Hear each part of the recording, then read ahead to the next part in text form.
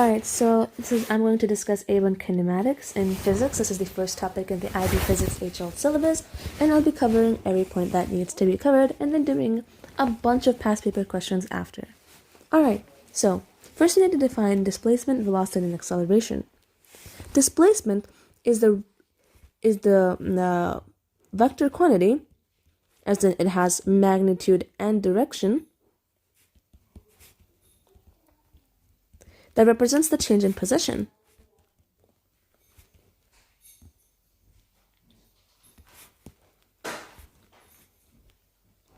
The delta, the triangle symbol here, is called delta, and it's a Greek letter that represents change. Velocity is the vector quantity that represents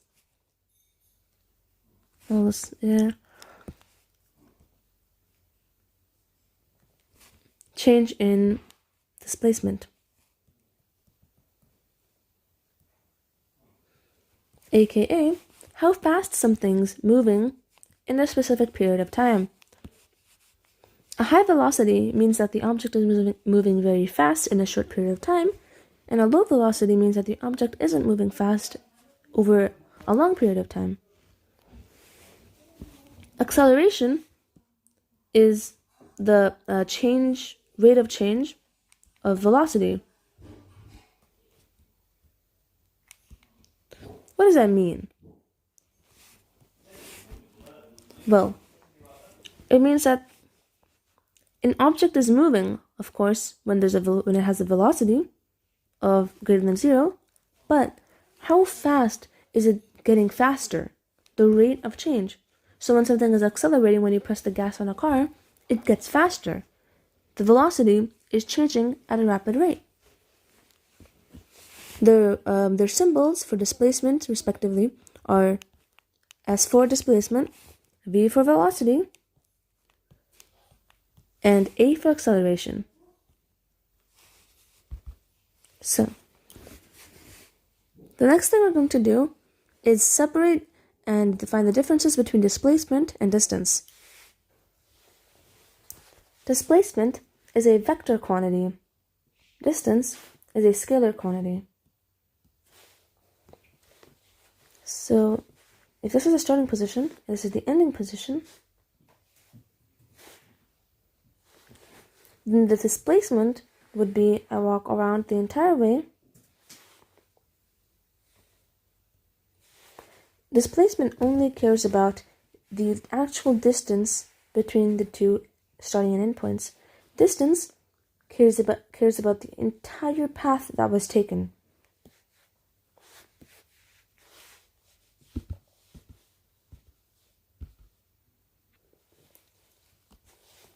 Speed is the scalar quantity for velocity.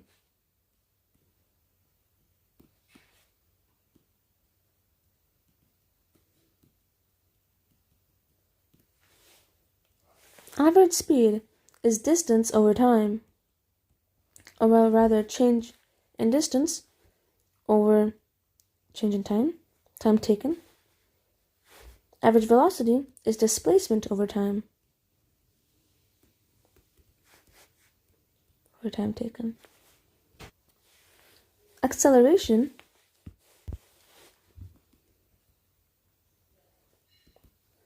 is change in velocity over change in time or time taken.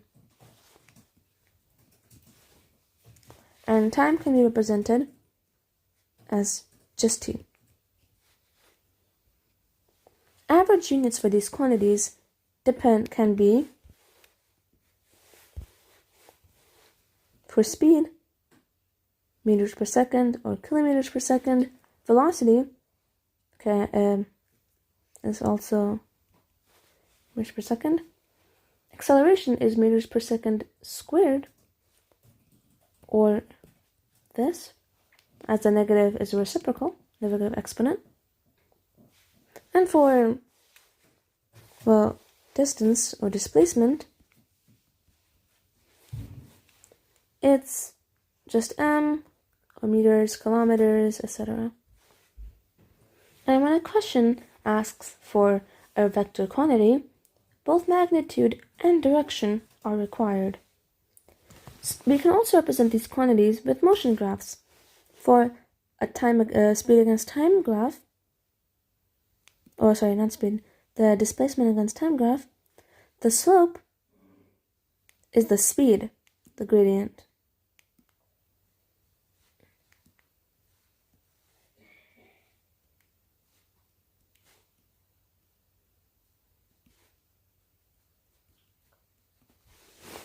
For a time against velocity graph, the curve represents acceleration. And for an acceleration time graph, it's beyond our syllabus. For a velocity against time graph, the area is the distance traveled. And for an acceleration against time graph, the area is the speed change. Next, we're going to find out the difference between instantaneous and average quantities. The instantaneous quantity is different than the average quantity. Instantaneous is at that specific moment,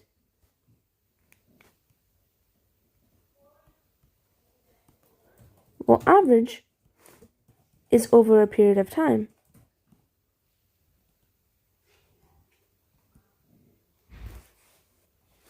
The next thing we're going to learn about is arguably one of the most important topics in kinematics, Suvat equations.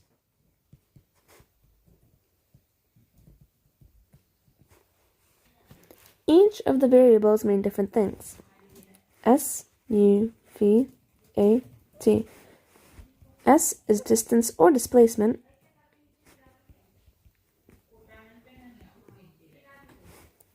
U is initial velocity.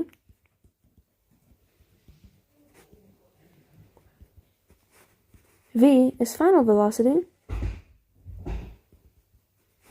And A is acceleration. T is time. These 5 variables are used to make 4 very important equations. The first one is this equation, where displacement equals to initial velocity plus final velocity over 2 into t, into time. How we find this equation, how it can be derived, is from the definition of average velocity, which is displacement over time from the motion graph, and we equate it to u plus v over 2, which is average velocity, but in terms of initial and final velocity. AKA, as we're given from the instantaneous versus the average, it's u plus v over 2 is the average velocity. When we multiply both sides by t, we'll get the Suvat equation.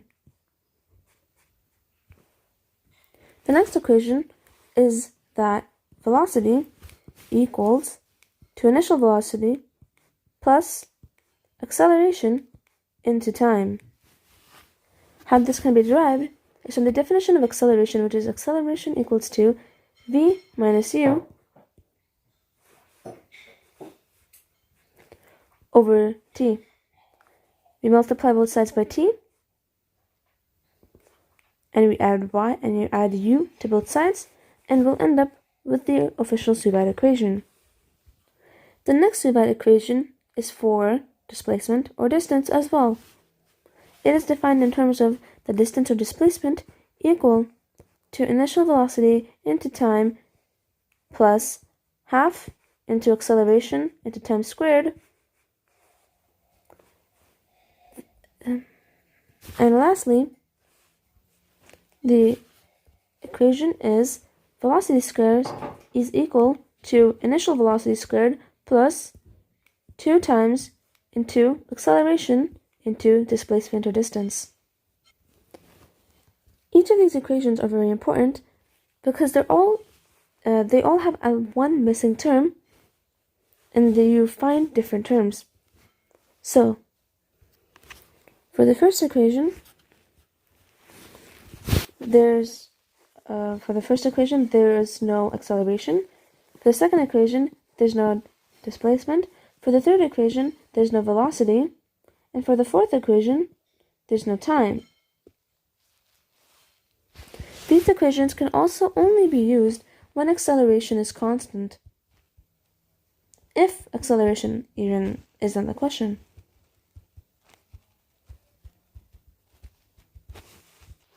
A good way to solve these kinematics questions is to make a table with all the values that you are given from the question.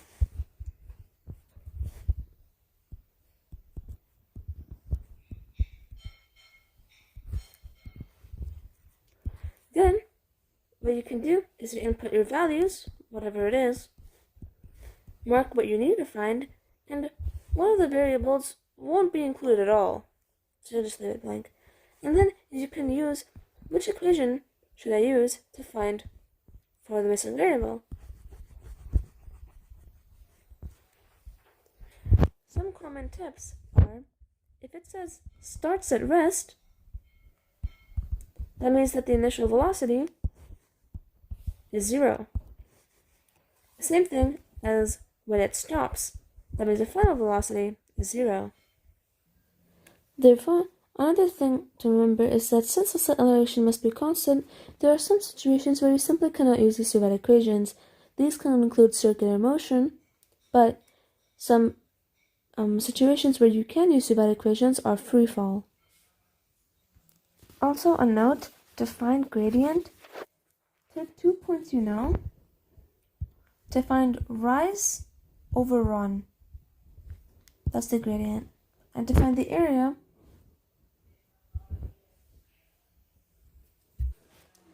is P plus Q over 2 into H, where P and Q are the sides of the area, and H is the distance between them. For free fall, the only force affecting the object when it falls downward, the force is the acceleration of gravity, and it's around 9.81 meters per second squared, and it's independent of mass. So in a vacuum, whether a feather or a rock is dropped, they both fall at the same acceleration. The air resistance is very important. If the question does include air resistance, then that will be affecting the acceleration or the speed of the object when it is in free fall, or it's usually negligible. There's also terminal speed. Terminal speed is the maximum speed that an object in free fall can get in its fluid, and usually it's air. Therefore, 9.81 meters per second acceleration is the maximum that's possible. The next topic is projectile motion. When we have a graph and we have an object and we're throwing the object in a parabola's path, kind of like when you're throwing a ball when you're playing a game, then it's actually moving in x components and y components, and you can separate it. So, for here, if the ball is over here, for example, there's the x component that's making the ball move rightward, and there's the y component that's making the ball move down. These also exist over here, as the y component is making it move up here, and the x component is also still making it move rightward. So, from this, you can probably get that the x component is always constant and always moves rightward, or about the direction of the parabola, and the y component flips. So in the beginning, it'll go up. At the top, there won't be any y component velocities, there won't be any, and when it's going down, the y component also goes down. In the end, when there's the x component that way and the y component down, we can see how it's forming this arrow.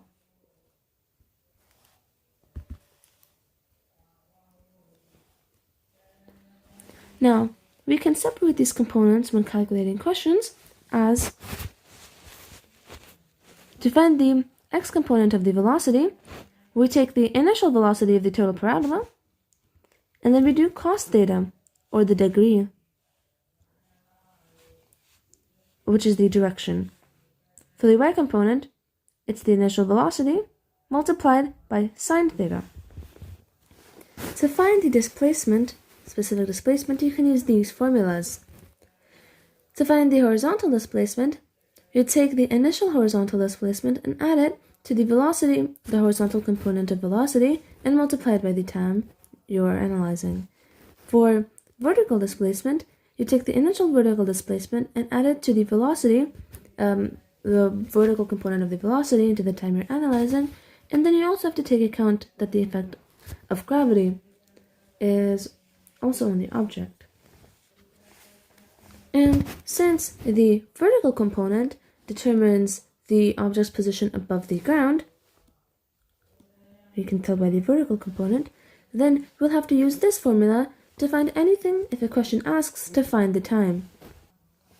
Also, note the difference between a time against displacement graph for projectile motion versus a time and a distance graph, which can also be represented with S. It will look something like this. And this is the maximum height. These two graphs mean the same thing, except that this S is distance and this S is displacement. Also note that for an object thrown upwards like a baseball, then the graphs for speed, for time against speed, will look something like this. This is because that when you throw an object like this, the speed at the top, there is no speed. But when you throw it immediately, there is maximum speed. So it goes from maximum to decreases when it's at the top of the parabola, and then it increases again when it's falling down. For time against velocity, it looks something like this, crossing below the x-axis. The reason for that is that as you throw the baseball into the parabola, over here for example, then the velocity is at the maximum at first, and then over at the top, it reaches 0, and then it flips over and becomes negative, because since velocity is a scalar vector quantity, they both mean the same thing, except as velocity is a vector quantity, it can be negative because it shows direction, but speed is a scalar quantity, so it is flipped as the negative values are forced to be positive, and it creates an absolute value looking graph. So, to summarize how to find what for a projectile, if you are given the initial velocity of the launch and the degree of the launch, and you want to find the velocity vertical component of velocity, then you use initial velocity sine theta. If you have the same given and you want to find the horizontal component, you use the initial velocity cos theta. And then if you can figure out both of these, you can plug in to find the angle of launch by arctan, or the inverse of tan, and using the vertical component over the horizontal component's velocity. Some other formulas to keep in mind when solving questions is of the max height. This is the max height, where you use the initial velocity, the sine of the degree of the launch, 2 into gravity, which is 9.81, and you'll get the height. The range is the distance that the projectile travels, which is 2 into t, and then t is the time to reach the highest point, which is over here, which is given by initial velocity into sine of the degree of the launch over gravity. You plug it in here, and then by multiplying it with initial velocity and 2 and cos theta, you'll be able to find the range. Note that although we are learning projectile motion right now, we can also solve this using the energy principle, where we'll use the kinetic equations and the potential energy equations. Also, when the acceleration isn't constant, we have to use the energy transfer approach. Another the last two things to notice about projectile motion is that the max range can only be found at a degree of 45 when of launch. And second, that the object with a horizontal velocity and an object with no horizontal velocity, aka starting from rest, will hit the ground at the same time. The last topic is fluid resistance and free fall. So, for an object that's thrown, we are now going to look at what if air resistance isn't negligible. That is fluid resistance. In most cases, the fluid is air, the air particles, that create some form of drag. In a vacuum, there is no drag as there are no air particles to fight against gravity. So, however, when air resistance is not negligible, such as in free falling in real life, there is drag, which leads to a decrease in the range and a decrease in the maximum height that the object can reach. However, the maximum height that maximum acceleration that an object can reach is called terminal velocity. This is the max speed that a freely falling object can reach because of environmental resistances. What does that mean? So when an object is falling, there's gravity pulling it down, and there's air resistance pushing it up when air resistance isn't negligible. However, as gravity continues to increase, as gravity is an acceleration and not a velocity, then the velocity keeps increasing. However, the air resistance also increases. This means that eventually there will be a point where the air resistance and gravity match. And due to this, the object will stop accelerating and reach the velocity where it can't go faster. So to summarize the effects of drag on a free-falling object, it will be the time of flight or the time to fall increases. The acceleration varies from at first starting from 9.81 gravity and then decreases, or rather the air resistance increases to counteract the gravity to make it 0, and then third, the terminal speed is eventually reached. So the total number of effects can be found as the range decreases, the shape is no longer parabolic, the max height is reduced, there's horizontal deceleration, whereas before, for a vacuum, there was constant acceleration for the horizontal component. It is no longer such as it decreases, fighting against air resistance or drag. Speeds are reduced, and then the time of flight calculations are more complicated, and then it depends on the ideal conditions of the motion. Alright, so the factors that affect drag force are relative velocity of the object with respect to the fluid. So if the object is moving fast, then the drag force is also going to be more. The second thing is the shape and size of the object. If it's a large and flat disk, there's more surface area for the drag to affect, therefore there's more drag force, compared to a relatively aerodynamic, like a bullet, object. Then the third thing is the fluid used. If it's something with a high viscosity, like honey, it's really thick and it drips, and it's really hard to for an object to move at a high velocity in honey compared to air, for example, because the air's viscosity is very low. Alright, lastly what we'll be doing is the kinematics questions from the Oxford Study Guide. For the first question, we are given that the gravity is 10 meters per second squared, and we need to find the time taken before the object hits the ground. The first thing we'll have to realize is that the vertical motion formula is height equals to half gravity times squared. We are given as that gravity is 10, So we'll substitute 10 over here, and then we'll isolate t, which we can do by multiplying both sides, multiplying both sides by 2, then dividing both sides by 2 as well again, subtracting it, dividing it, and then rooting both sides. So it'll be t equals to plus or minus, since we're only taking positive, height over 5. Now B asks us the distance between the bottom of the cliff to the place where the object lands. What that means is that we need to find the range, and the formula for range is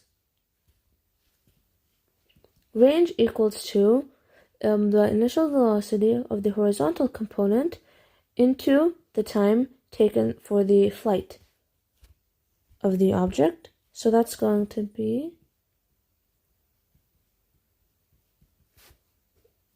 into the time taken, which we found out from A.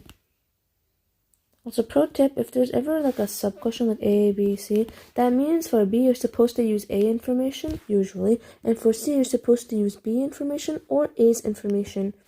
So, now that we found that, for C is the vertical component of the velocity when the object hits the ground. So for the vertical component of the velocity, we're going to find V, velocity of the vertical component, is gravity into time. As we're given the gravity is 10, and we just found the time from A, it'll be root h over 5, and then we can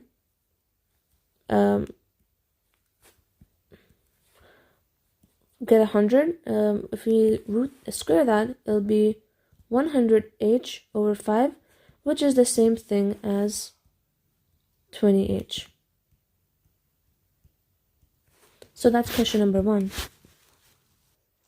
Alright, so for question number 2, we realize that a student is going uphill, and this is a school, with 5 meters per second, and going down with 10 meters per second. Now we're going to find the average speed. Our instinct might be to add 5 and 10 and then divide by 2, but that's not what's supposed to happen. We're supposed to use the speed equals distance over time formula and plug in speed for 5 and then 10, and then solve for t. So, this is going to give us t equals to d over 5 and t equals to d over 10, and then we add the two speeds, d over 5 plus d over 10, to get 3d over 10.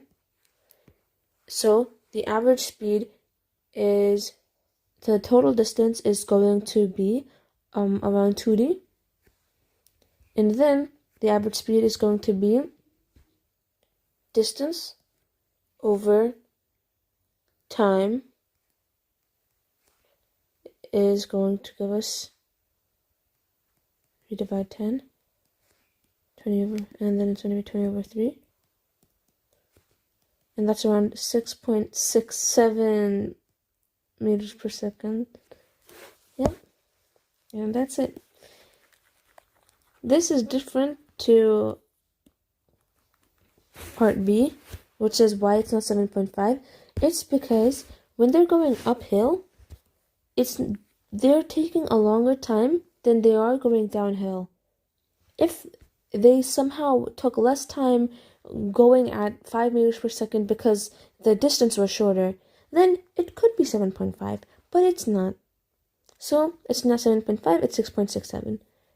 Then C says, state the average velocity for the pupil's journey to and from school. So the average velocity depends on displacement over time. And since they're going to and from school, so to, then from school, their displacement is 0. So their average velocity is also 0. The next question is of a weather rocket. So, a weather research rocket is launched vertically from rest, aka initial velocity is 0. For the first 6 seconds of flight, until all the fuel is used up, it has a uniform vertical acceleration of 110 meters per second squared. It then falls back to the ground, aka final velocity is also 0. Assume that the gravitational acceleration is constant, aka 9.81, because that's from the data booklet. Alright, so first we gotta calculate the maximum speed of the rocket. How we're going to do that is, well, we're going to use the Suvat equations here. We are given the time, the acceleration, and then the initial velocity. We can use v equals to u plus at. We plug our values in, and then we're going to get 660 meters per second. And the next question asks us, calculate the maximum height the rocket reaches. Well, for this, we're going to use the formula of S equals to ut plus 1 over 2 at squared. So after we plug our values in, it's going to be 0, because initial is 0. Acceleration is 110 into time is 6 squared. This is going to give us 198 meters. This is for the first stage. And then when we're going to calculate the second stage, which is under gravity. So that's going to be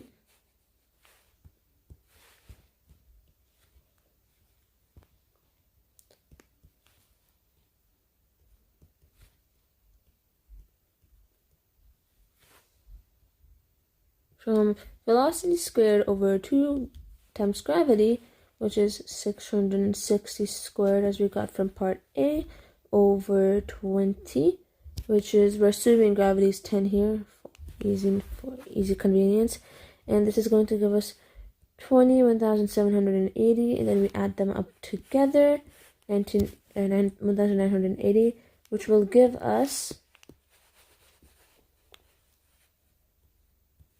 23,760 meters. Alright, so now for C, calculate the time taken. For C, what we're going to do is we add up 6 seconds from given, and then we're going to use the distance calculated before, from here, and divided by gravity, because distance over time is distance over speed is time. This is going to give us 66, which if we add up gets us 72. That's the maximum height. For 2, for the whole flight, what we're going to do is that it takes 72 seconds to go to the peak. Then we're just going to also include gravity when it's coming down, and it's going to be half gt squared gravity times squared, and that's going to be 23,760 meters is the height, is equal to 5 squared, which is going to give us 5t squared, and this is going to give us t is around 68.9 seconds. So that's the total time for the whole flight. This is because the maximum height is 23,760 as found in B. Now that that's done, let's go to D. Sketch the graphs for the variation of acceleration time. And alright, so it's gonna be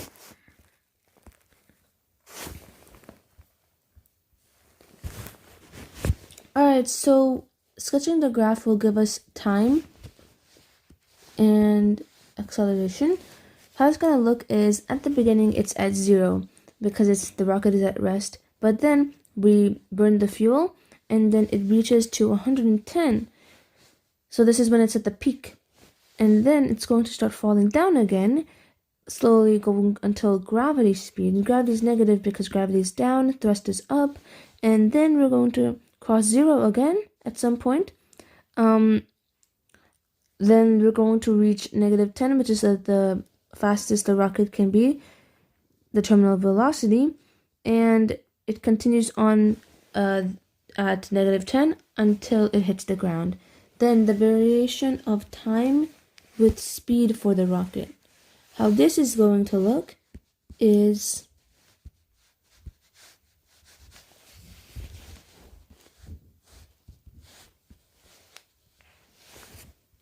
actually, no, please ignore that entire section. It's actually going to be like it increases to it's at 110 at release, and then it drops to -10 for the rest of the motion. That's different. That's the for speed. So speed's gonna look like time, speed. So first it's gonna get until 110, and then it's gonna drop to the lowest it can be is fast -10, and it continues on. Alrighty. Okay, a projectile is launched at a velocity of 380 meters per second from a horizontal surface at an angle of 25 to the horizontal. Air resistance is negligible. So it's gonna be it's 380 ms meters per second, and it's 25 degrees. Air resistance is negligible. That means the horizontal component is going to be constant. So how we're going to find the horizontal component is cos 380 cos 25, which gives us around 344 meters. And then the vertical component is going to be the projectile motion is going to be 380 sine 25, which will give us around 160.6 meters already. Then we're going to find the total time of flight, which, as we know from the previous formula, is 2uy vertical component over gravity, which will give us around 2 into 160.6 over 10, gives us around 32.1 seconds. That's the time it takes for the total flight. And then lastly, the fourth one is the horizontal range, and that's going to be from the formula of the horizontal component into the time taken to fly, which will be around 344.4 into 32.1 that we just got, and this is going to give us around 11,060 meters. That's the horizontal range, which is this. Okay, now that we're done with that question, we can move on to the next one, which is the launch velocity, u, and then the angle of launch. So how we're going to solve that is estimate the minimum value of u needed to achieve the range calculated. Alright, so the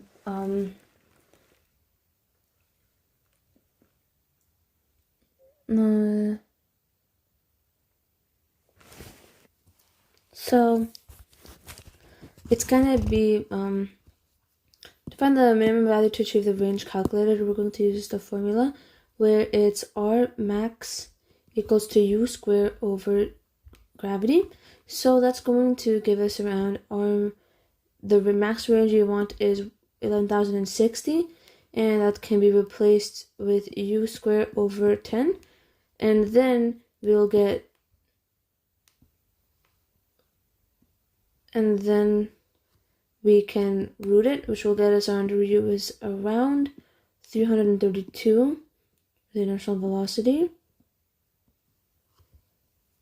And then we can move on with the acceleration due to gravity is g, so show that the horizontal range r of the projectile is given by the relationship r equals to 2u squared over g sine theta cos theta. All right, so what we're going to do here is, so for B, it's going to be that the time is 2u sin theta over gravity, and range is u cos theta into time taken. So into is going to be u cos theta into 2u sin theta over gravity. Simplifying it, we get 2u squared over gravity into sine theta cos theta. And then we're going to get the C. So air resistance reduces horizontal velocity, which is a shorter range, decreases the vertical ascent time, equals to lower max height, and the trajectory becomes asymmetric. So instead of becoming a parabola, it becomes a curve-like shape. Alright, so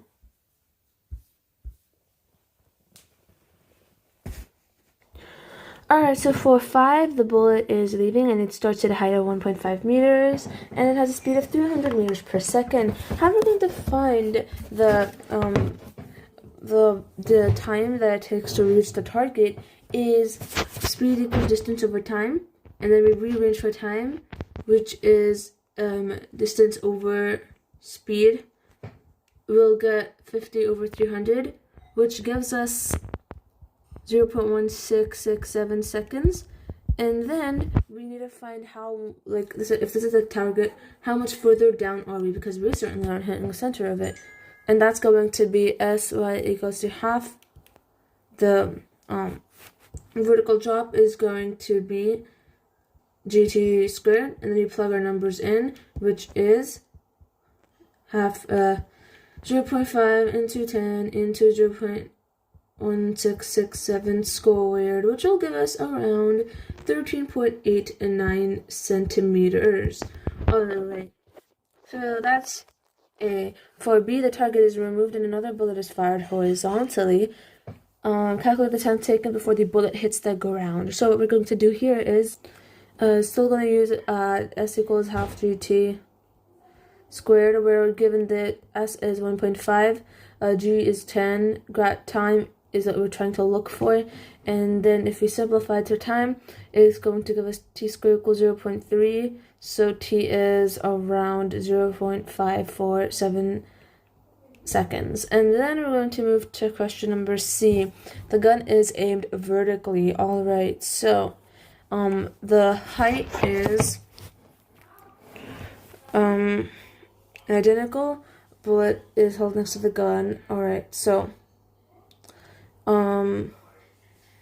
wait, never mind. So for C, an identical bullet is held next to the gun and released at the same instant the gun is fired. Describe what bullet one fired from the gun or the one released next to the gun will hit the ground first. They're going to hit the ground simultaneously. It doesn't matter if they have it doesn't really matter if they have an original velocity of the horizontal component. Even if it starts from rest or it has a velocity for the horizontal component, it's still going to hit the ground simultaneously.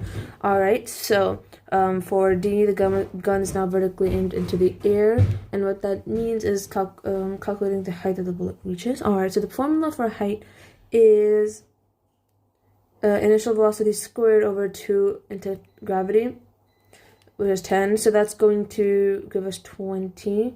The initial velocity is 300, so it's going to give us 900, because 300 squared is 900, and it's going to be, 990,000.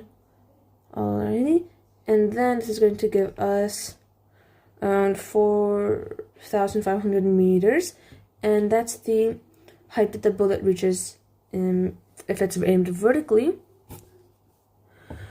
Alright, and then the next question is outline the assumptions needed to answer D1, and that is that there's a constant gravity and there's no air resistance.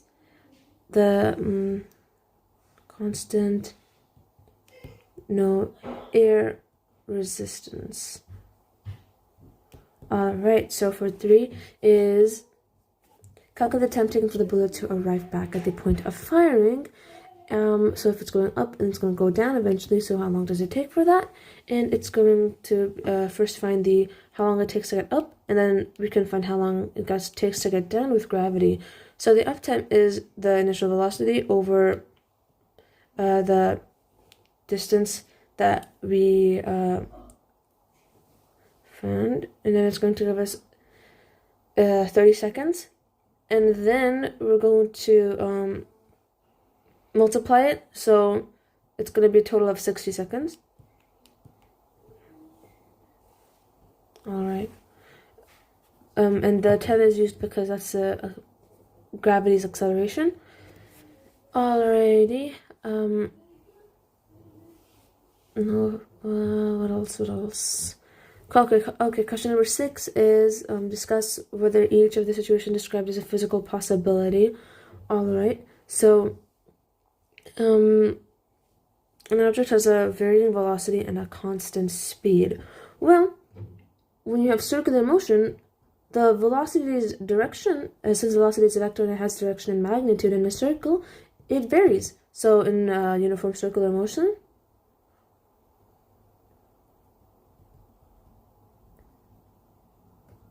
it's going to have a varying velocity but a constant speed. As when in a circle, it's accelerating, but the velocity isn't. Velocity is changing, it's accelerating, but the speed isn't. Alright, an object has a varying speed and a constant velocity. Alright, this is impossible because if it varies speed, then the constant velocity means that there is a constant speed. It's impossible to be otherwise. C, an object has zero velocity and constant acceleration. So for an object, so if an object is like held just like at rest and then it's suddenly like pushed into motion for a second, for a short at that time, the velocity is still 0, but the acceleration is going to be non-zero. And for D, an object has constant acceleration and a constant speed. So this is possible in if acceleration is perpendicular to velocity. In, for example, a circular motion, it's constant acceleration, because when you're turning, you're changing the direction of velocity, and a changing velocity always means there's an acceleration. And since we're moving around it, it still has a constant speed, aka the acceleration is perpendicular to the velocity. This is the velocity, and then it's perpendicular to the acceleration. Alright, for the last question, we are given that it's an object is thrown 12 meters above from a cliff, and the initial velocity is 15, and it's an angle of 40 degrees. What we're going to do is going to split it into a horizontal and a vertical component, and this is going to be found through 15 sine 40, which gives us 9.64. This is the actual velocity that makes it go that makes it go down. And now we've got to find the horizontal, which is through